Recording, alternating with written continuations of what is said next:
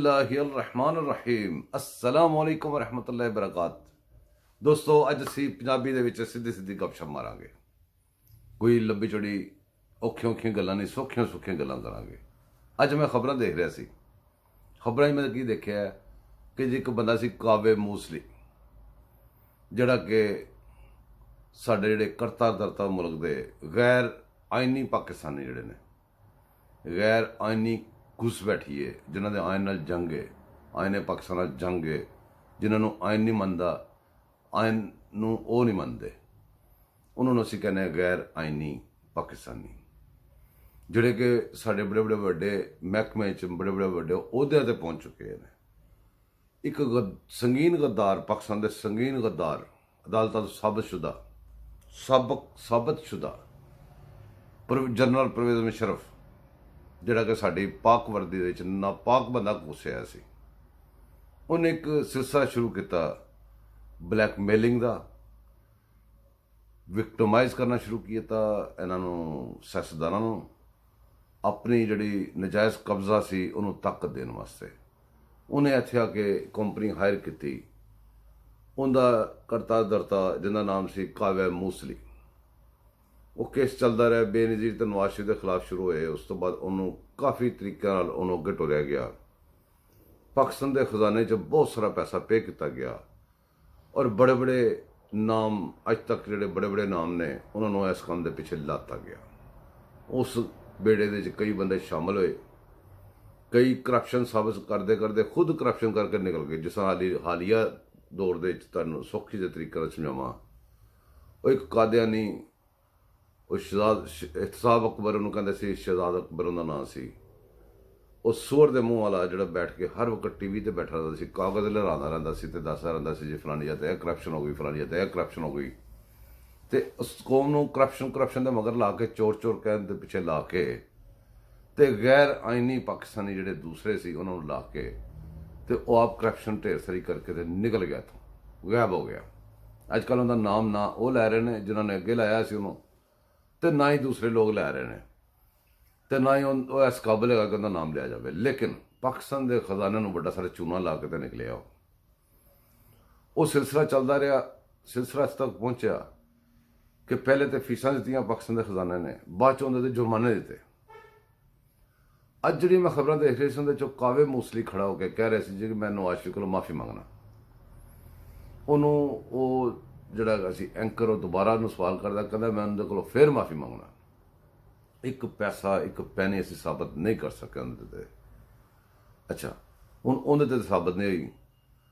हूँ मैंने एक गल दसो, ए जोड़े बंदे चाबी लैन वास्ते पहुँच जाते सी बाहर आके, गंदे बदनसले बंदे रौला पाते सी लोगों के घर के बाहर जाने वाले, तो जोड़े एडी बकवास करते सी, जिन्हों का जोड़ा भगवान है वो जनाब सारी दिहाड़ी हाली तक भी वो जिथे मर्जी चला गया, वो हाली तक वो चोर डाकू करी जा रहा है। तो कंपनियां जुर्माने भर के तो माफिया मंगदियां पियां ने। उन्होंने जो कंपनियों के जोड़े इन्होंने बंदे इन्होंने दलाल छड्डे सी, वो माफिया मंग रहे हैं। तुसीं अंदाजा करो कि इहदा नुकसान किन्ना होया। इहदा नुकसान सरासर सिर्फ पाकिस्तान नूं होया। किस तरह? पाकिस्तान ने पहले बहुत सारे खजाने चो पैसे पे किए, फीसा, फिर TADA इन्होंने पे किए, शहजाद अकबर वर्गे तो जो नैब के कंजर भरे ने सारे इन्हों, फिर बड़ा भारी जुर्माना जोड़ा भी पे भी नहीं किया, उन्होंने आपे अकाउंट से कढ़ लिया।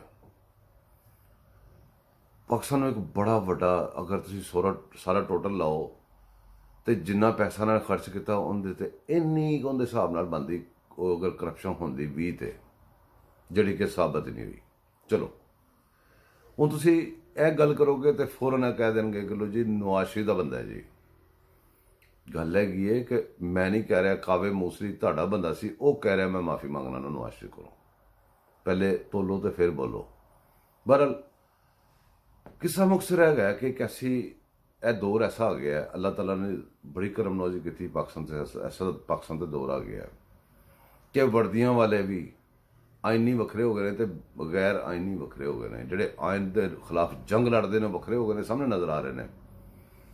तुहानूं याद होगा वतुज़्ज़ो मन तशाअ वतुज़िल्लु मन, वो आसफ गफूर एक होंदा सी कादियानी, वो हमेशा कादियान सपोर्ट करता सी, इत्थे आके कादियान मिलता सी। वो जोड़े ब्लॉगर सन, ब्लॉगर जिन्होंने कहते सी, ਜਿਨ੍ਹਾਂ ਨੇ ਅਟੈਕ ਕੀਤਾ ਹੋਇਆ ਸੀ, ਮਤਲਬ ਗੁਸਾਹੀਆਂ ਕਰ ਰਹੇ ਸੀ, ਉਹਨਾਂ ਨੂੰ ਉੱਥੋਂ ਪਾਕਿਸਤਾਨੋਂ ਕੱਢਣ ਵਾਲਾ ਜੋ ਸੀ, ਤੇ ਇੱਥੇ ਆ ਕੇ ਉਹਨਾਂ ਨਾਲ ਮਿਲ ਕੇ ਤੇ ਬੈਠ ਕੇ ਉਹਨਾਂ ਨਾਲ ਉਹ ਪ੍ਰੋਗਰਾਮ ਵੀ ਕਰਦਾ ਰਿਹਾ। ਉਹਦੀਆਂ ਤਸਵੀਰਾਂ ਪਈਆਂ ਨੇ, ਜਿਹਨੂੰ ਚਾਹੀਦੇ ਮੈਂ ਤੈਨੂੰ ਦੇ ਦਿਆਂਗਾ, ਉਹਦੀ ਰਿਕਾਰਡਿੰਗਾਂ ਪਈਆਂ ਨੇ। ਬਹਰਹਾਲ ਉਹ ਵਰਦੀ ਵਾਲੇ ਮਹਿਕਮੇ ਦੇ ਵਿੱਚ ਵੀ ਆਇਨ ਨੂੰ ਮੰਨਣ ਵਾਲੇ ਅਲੱਗ ਹੋ ਗਏ ਨੇ, ਤੇ ਗੈਰ ਆਇਨੀ ਜਿਨ੍ਹਾਂ ਨੇ ਗੈਰ ਆਇਨੀ ਕੰਮ ਵੀ ਕੀਤੇ ਨੇ ਉਹ ਅਲੱਗ ਹੋ ਗਏ ਨੇ। ਦੇਖਣ ਨੂੰ ਸਾਹਮਣੇ ਨਜ਼ਰ ਆ ਰਹੇ ਨੇ। ਅਦਾਲਤਾਂ 'ਚ ਚਲੇ ਜਾਓ, ਆਇਨ ਨੂੰ ਮੰਨਣ ਵਾਲੇ ਜੱਜ ਵੱਖਰੇ ਹੋ ਗਏ ਨੇ, ਪਿਛਲੇ ਦਰਵਾਜ਼ੇ ਨੂੰ ਮੰਨਣ ਵਾਲੇ ਜੱਜ ਅਲੱਗ ਹੋ ਗਏ ਨੇ। ਹੁਣ ਉਹ ਤਾਕਤ ਜਿਹੜੀ ਇਹ ਕਹਿੰਦੇ ਨੇ ਅਸੀਂ ਨਿਊਟਰਲ ਹੋ ਗਏ, ਤਾਕਤ ਫਿਰ ਵੀ ਉਹ ਗੈਰ ਆਇਨੀਆਂ ਕੋਲ ਹੀ ਹੈ। ਵਰਦੀ ਵਾਲੇ 'ਚ ਵੇਖ ਲਓ, ਉੱਥੇ ਵੇਖ ਲਓ। ਉਸ ਤੋਂ ਬਾਅਦ ਆਓ ਬਿਊਰੋਕਰੇਟਸ 'ਚ, ਉੱਥੇ ਵੀ ਜਿਹੜੇ ਆਇਨੀ ਬਿਊਰੋਕਰੇਟਸ ਅਲੱਗ ਹੋ ਗਏ ਨੇ ਤੇ ਗੈਰ ਆਇਨੀ ਅਲੱਗ ਹੋ ਗਏ ਨੇ। ਅਵਾਮ ਦੇ 'ਚ ਜਾਓ, ਅਵਾਮ ਦੇ 'ਚ ਆਇਨੀ ਜਿਹੜੇ ਆਇਨ ਨੂੰ ਮੰਨਣ ਵਾਲੇ ਬੰਦੇ ਨੇ ਉਹ ਅਲੱਗ ਖੜੇ ਨੇ, ਤੇ ਗੈਰ ਆਇਨੀ ਪਾਕਿਸਤਾਨੀ ਜਿਹੜੇ ਕਿ ਇਸ ਟਾਈਮ PTI ਦੀ ਸ਼ਕਲ ਦੇ ਤੁਹਾਡੇ ਸਾਹਮਣੇ ਅਲੱਗ ਹੋ ਖੜੇ ਨੇ। ਉਹ ਇਸ ਵਾਸਤੇ ਤੁਸੀਂ ਦੇਖੋ ਮੁਲਕ ਕਿੱਧਰ ਜਾ ਰਿਹਾ ਕਿੱਧਰ ਨਹੀਂ ਜਾ ਰਿਹਾ, ਉਹਨਾਂ ਨੂੰ ਇਸ ਚੀਜ਼ ਨਾਲ ਕੋਈ ਗਰਜ਼ ਨਹੀਂ। ਉਹਨਾਂ ਨੂੰ ਸੱਚ ਕੀ ਹੈ ਝੂਠ ਕੀ ਹੈ ਇਸ ਚੀਜ਼ ਨਾਲ ਕੋਈ ਗਰਜ਼ ਨਹੀਂ। ਉਹਨਾਂ ਨੂੰ ਹਰ ਚੀਜ਼ ਦਾ ਜਵਾਬ ਜਿਹੜਾ ਮਰਜ਼ੀ ਦੇ ਦਿਓ, ਲੇਕਿਨ ਉਹ ਬੰਦੇ ਆਪਣੀ ਮਾਰੀ ਜਾ ਰਹੇ ਨੇ, ਉਹਨਾਂ ਦਾ ਭਗਵਾਨ ਆਪਣੀ ਮਾਰੀ ਜਾ ਰਿਹਾ। ਹੁਣ ਭਗਵਾਨ ਮੈਂ ਕਿਉਂ ਕਰਨਾ? ਮੇਰੀ ਗੱਲ ਦਾ ਸਾਰਿਆਂ ਨੂੰ ਬੜਾ ਗੁੱਸਾ ਲੱਗਦਾ ਜੀ ਭਗਵਾਨ, ਤੇ ਕਈ ਬੰਦੇ ਮੇਰੀ ਫੋਟੋਆਂ ਲਾ ਕੇ ਤੇ ਬੜੀ ਬਕਵਾਸੀ ਕਰਦੇ ਨੇ। ਕਰੀ ਜਾਣ, ਕੁੱਤੇ ਨੇ ਭੌਂਕਣਾ ਹੁੰਦਾ ਹੈ, ਰਾਈਆਂ ਨੇ ਲੰਘਣਾ ਹੁੰਦਾ ਹੈ। ਉਹ ਬੰਦੇ ਕਹਿੰਦੇ ਨੇ ਜੀ ਕਿ ਇਹ ਬੰਦਾ ਜਿਹੜਾ ਸਾਡਾ ਭਗਵਾਨ, ਇਹਨੂੰ ਭਗਵਾਨ ਨਾ ਕਹੋ। ਭਾਈ ਜੀ ਕਿਉਂ ਨਾ ਕਹੀਏ? ਜਦੋਂ ਭਗਵਾਨ ਇਸ ਵਕਤ ਮੈਂ ਕਹਿੰਦਾ, ਮੈਂ ਤੁਹਾਨੂੰ ਉਹਦੀ ਤਸ਼ਰੀਹ ਕਰਕੇ ਦੱਸਣਾ। ਇੱਕ ਬੁੱਤ ਪੱਥਰ ਦਾ ਘੜਿਆ ਪਿਆ ਹੋਵੇ, ਸਾਰਿਆਂ ਨੂੰ ਪਤਾ ਜੀ ਇਹ ਬੁੱਤ ਹੈਗਾ ਜਿਹੜਾ ਘੜਨ ਵਾਲਾ, ਉਹਨੂੰ ਵੀ ਪਤਾ, ਜਿਹੜੇ ਉੱਥੇ ਆ ਰਹੇ ਨੇ ਉਹਨਾਂ ਨੂੰ ਪਤਾ। ਉਹ ਸਾਰਿਆਂ ਨੂੰ ਪਤਾ ਕਿ ਇਹ ਪੱਥਰ ਦਾ ਬੁੱਤ ਹਿੱਲ ਨਹੀਂ ਸਕਦਾ, ਤੇ ਉੱਥੇ ਪ੍ਰੋਪਗੈਂਡੇ ਨਾਲ ਤੇ ਝੂਠੀਆਂ ਸਟੋਰੀਆਂ ਦੇ ਨਾਲ ਸਾਰੀ ਜਿਹੜੀ ਬੰਦੇ ਉੱਥੇ ਵੜ ਕੇ ਤੇ ਉਹਦੀ ਪੂਜਾ ਕਰੀ ਜਾ ਰਹੇ ਨੇ। ਉਹਨਾਂ ਨੂੰ ਜੋ ਮਰਜ਼ੀ ਦਲੀਲਾਂ ਦੇ ਦਿਓ, ਜੋ ਮਰਜ਼ੀ ਕਰ ਦਿਓ, ਪੂਜਾ ਕਰੀ ਜਾ ਰਹੇ ਨੇ। ਇਸੇ ਤਰ੍ਹਾਂ ਹੀ ਦਲੀਲਾਂ, ਸਬੂਤ, ਪ੍ਰੂਫ, ਜਿਹੜੀ ਚੀਜ਼ ਮਰਜ਼ੀ ਵੱਖਰੀ ਰੱਖ ਦਿਓ, ਇਹ ਆਪਣੇ ਭਗਵਾਨ ਦੀ ਪੂਜਾ ਕਰੀ ਜਾ ਰਹੇ ਨੇ। ਮੇਰੇ ਦੋਸਤੋ ਤੁਸੀਂ ਖਿਆਲ ਕਰੋ ਕਿ ਜੇ ਉਹ ਕਹਿੰਦਾ ਜੀ ਇਹ ਫਲਾਣੀ ਚੀਜ਼ ਸਫੇਦ ਹੈ, ਇਹ ਕਹਿੰਦੇ ਨੇ ਵਾਹ ਜੀ ਵਾਹ, ਵਾਹ ਜੀ ਵਾਹ, ਵਾਹ ਜੀ ਵਾਹ। ਉਸੇ ਚੀਜ਼ ਨੂੰ ਫਿਰ ਕਹਿ ਦਿੰਦੇ ਜੇ ਕਾਲੀ ਹੈ, ਉਹ ਕਹਿੰਦੇ ਨੇ ਵਾਹ ਜੀ ਵਾਹ, ਵਾਹ ਜੀ ਵਾਹ, ਵਾਹ ਜੀ ਵਾਹ। ਜੇ ਉਹ ਕਹਿੰਦਾ ਫਲਾਣਾ ਚੋਰ ਹੈ, ਅਦਾਲਤਾਂ ਨੂੰ ਛੱਡੋ, ਸਭ ਕੁਝ ਛੱਡੋ, ਚੋਰ ਹੈ। ਚਾਬੀ ਲਾਉਣ ਦੇ ਘਰ ਪਹੁੰਚ ਜਾਂਦੇ ਨੇ ਕਿ ਸਾਡਾ ਘਰ ਚਾਬੀ ਦੇ ਦੇ।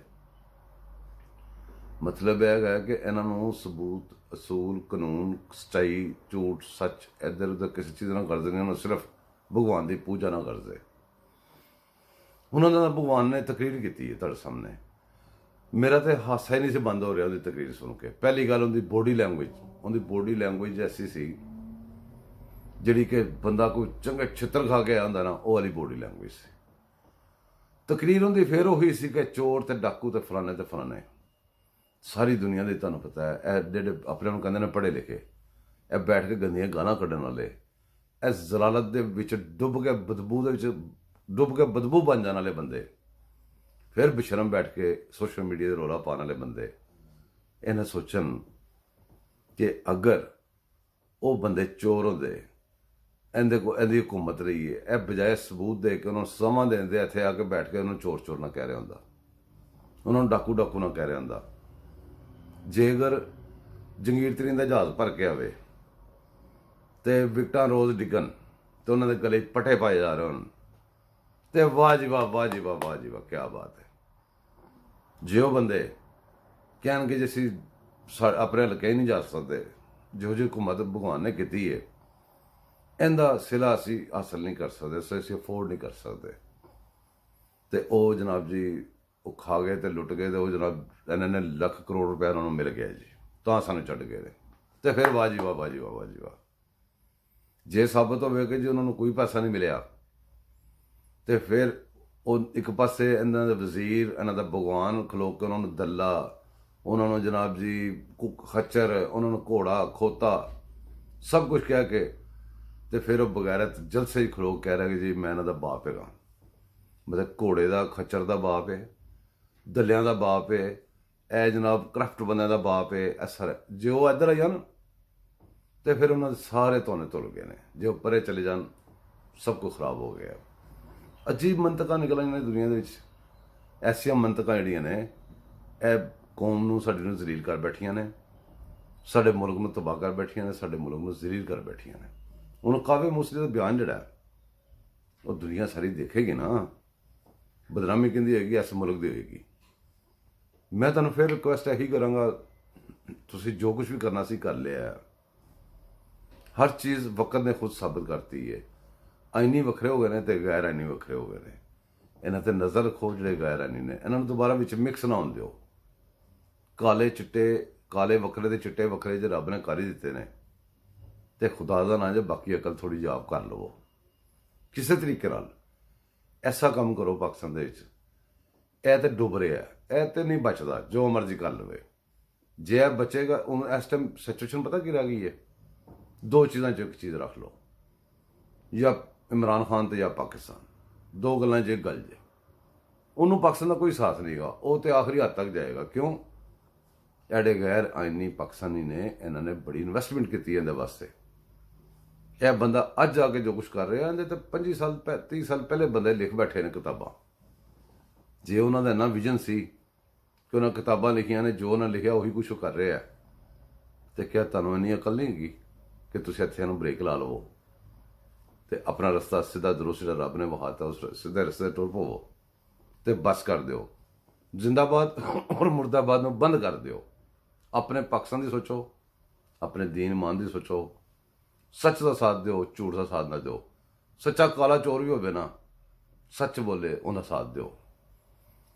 ਬਾਕੀ ਰਹੀ ਗੱਲ ਕਿ ਜੀ ਤੁਸੀਂ ਕਹੋ ਕਿ ਜੀ ਫਲਾਣੇ ਬੰਦੇ ਨੇ ਫਲਾਣੇ ਟਾਈਮ ਇਹ ਕੀਤਾ ਸੀ, ਫਲਾਣੇ ਬੰਦੇ ਨੇ ਫਲਾਣੇ ਟਾਈਮ ਇਹ ਕੀਤਾ ਸੀ, ਅਸੀਂ ਹੁਣ ਕਰ ਰਹੇ ਤਾਂ ਕੋਈ ਫਰਕ ਨਹੀਂ। ਤੁਸੀਂ ਉਹਨੇ ਜੋ ਕੀਤਾ ਸੀ ਤੇ ਤੁਸੀਂ ਚੋਰ ਉਹਨੂੰ ਕਹਿੰਦੇ ਸੀ, ਅੱਜ ਤੁਸੀਂ ਕਰੋਗੇ ਤਾਂ ਤੁਸੀਂ ਆਪ ਚੋਰ ਜੇ ਉਹਨਾਂ ਤੁਸੀਂ ਕਹਿੰਦੇ ਸੀ ਉਹਨੇ ਕੀਤਾ ਸੀ ਤੇ ਉਹਦਾ ਤੁਸੀਂ ਸਾਬਤ ਕਰੋ। ਤੁਸੀਂ ਸਾਬਤ ਕਰਨ ਨੂੰ ਨਾਕਾਮ ਜੇ, ਤੁਸੀਂ ਸਾਬਤ ਨਹੀਂ ਕਰ ਸਕੇ। ਝੂਠ ਦੀ ਕੋਈ ਉਮਰ ਨਹੀਂ ਹੁੰਦੀ, ਝੂਠ ਕੁਛ ਦੇਰ ਵਾਸਤੇ ਚੱਲਦਾ ਹੈ। ਝੂਠ ਨੂੰ ਹਰ ਰੋਜ਼ ਖਾਣ ਵਾਸਤੇ ਇੱਕ ਖੁਰਾਕ ਚਾਹੀਦੀ ਹੈ, ਉਹ ਖੁਰਾਕ ਕੀ ਹੁੰਦਾ, ਉਹ ਵੀ ਝੂਠ ਹੁੰਦਾ ਹੈ। ਸੱਚ ਨੂੰ ਇੱਕ ਲਫ਼ਜ਼ ਖੜਾ ਰਹਿੰਦਾ ਹੈ, ਇੱਕ ਅੱਲਾ, ਇੱਕ ਰਸੂਲ, ਇੱਕ ਕੁਰਾਨ ਤੇ ਇੱਕ ਸੱਚ ਖਲੋਤਾ ਰਹਿੰਦਾ ਹੈ, ਤੇ ਹਰ ਚੀਜ਼ ਆ ਕੇ ਕਦਮਾਂ ਦੇ ਡਿੱਗ ਪੈਂਦੀ ਹੈ। ਤੇ ਦੇਖ ਲਓ ਮੇਰੇ ਦੋਸਤੋ, ਡਿਗਰੀ ਜੇ ਹਰ ਚੀਜ਼ ਤਬਾਹ ਕਰਨ ਵਾਲੇ, ਬਰਬਾਦ ਕਰਨ ਵਾਲੇ, ਇਹ ਸਾਰੇ ਸਿਆਸਤਦਾਨਾਂ ਤੇ ਇਲਜ਼ਾਮ ਲਾਏ ਨੇ ਤੇ ਇਹਨਾਂ ਨੇ ਖੁਦ ਖਾਧਾ। ਇਲਜ਼ਾਮ ਉਹਨਾਂ ਦੇ ਠੋਕਿਆ ਤੇ ਖਾਧਾ ਖੁਦ ਹੈ। ਅੱਜ ਵੀ